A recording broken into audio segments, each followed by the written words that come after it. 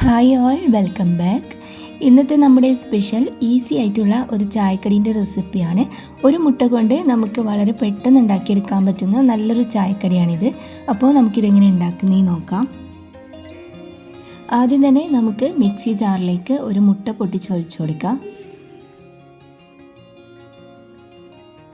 ഇനി ഇതിലേക്ക് 3 അല്ലി വെളുത്തുള്ളിയും 1 ടീസ്പൂണ് കാശ്മീരി ചില്ലി പൗഡറും പിന്നെ ഒരു 1/4 ടീസ്പൂണ് ഉപ്പും ചേർത്ത് കൊടുക്കുക. പിന്നെ നമുക്ക് വേണ്ടത് ഓയിലാണ്. 2 ടേബിൾ സ്പൂണ് സൺഫ്ലവർ ഓയിലും പിന്നെ 1 ടീസ്പൂണ് വിനാഗിരിയും ചേർത്തിട്ട് നമുക്കിത് അരച്ചെടുത്തിട്ട് ഇതൊരു ബൗളിലേക്ക് ഒഴിച്ചു കൊടുക്കുക. ഇത് നമ്മുടെ മയോണൈസിൻ്റെ എല്ലാം ടേസ്റ്റാണ് കേട്ടോ. ഇനി നമുക്കിതിലേക്ക് ഒരു പച്ചമുളക് ഇതുപോലെ കട്ട് ചെയ്തിട്ട് ഇട്ട് കൊടുക്കുക.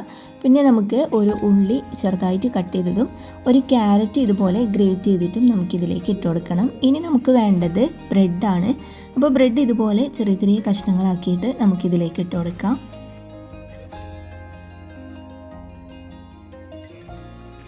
ബ്രെഡെല്ലാം ഇട്ട് കൊടുത്തു കഴിഞ്ഞാൽ നമുക്കിത് നല്ലോണം കുഴച്ചെടുക്കണം. അപ്പോൾ ഒരു 8-10 ബ്രെഡ് വേണ്ടി വരും കേട്ടോ. അപ്പോൾ നോക്കിയിട്ട് നിങ്ങൾ വേണമെങ്കിൽ ചേർത്ത് കൊടുക്കുക. എന്നിട്ട് കുഴച്ചിട്ട് നമുക്ക് ഇതുപോലെ ഇങ്ങനെ ബോളാക്കിയിട്ട് എടുക്കാൻ പറ്റണം. ഇനിയിപ്പോൾ നമുക്ക് ഇതുപോലെ ഇങ്ങനെ ഷേപ്പാക്കിയിട്ട് എടുക്കണം. ഞാനിപ്പോൾ ഈ ഒരു ഷേപ്പിലാണ് ഉണ്ടാക്കുന്നത്. നിങ്ങൾക്ക് ഇഷ്ടമുള്ള പോലെ ഏത് ഷേപ്പിൽ വേണമെങ്കിലും ഉണ്ടാക്കാം. കട്ട്ലേറ്റിൻ്റെ ഷേപ്പിൽ വേണമെങ്കിൽ അങ്ങനെ ആക്കാം കേട്ടോ.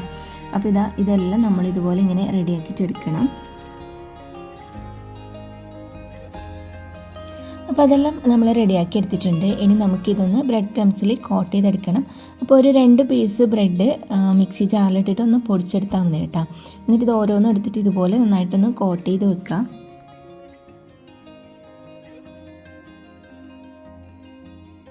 ഇനി നമുക്ക് ഇത് ഫ്രൈ ചെയ്യാൻ വേണ്ടിയിട്ട് കുറച്ച് ഓയിലോ വെളിച്ചെണ്ണയോ ചൂടാക്കിയതിന് ശേഷം നമ്മൾ റെഡിയാക്കി വെച്ചതെല്ലാം ഇതിലേക്ക് ഇട്ടിട്ട് നമുക്ക് പൊരിച്ചെടുക്കണം.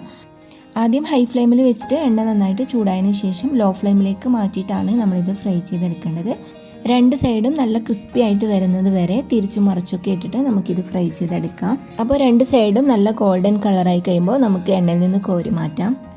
അപ്പോൾ അത്രയേ ഉള്ളൂ. നല്ല ടേസ്റ്റാണ് കഴിക്കാൻ വേണ്ടിയിട്ട്. മയോണൈസിൻ്റെ എല്ലാം ടേസ്റ്റാണ്, അടിപൊളിയാണ്. ചിലവ് കുറഞ്ഞ രീതിയിൽ നമുക്ക് വളരെ പെട്ടെന്ന് ഉണ്ടാക്കിയെടുക്കാൻ പറ്റുന്നതാണ്. അപ്പോൾ എല്ലാവരും ട്രൈ ചെയ്ത് നോക്കിയിട്ട് നിങ്ങളുടെ അഭിപ്രായങ്ങളൊക്കെ താഴെ കമൻറ്റായി അറിയിക്കുക.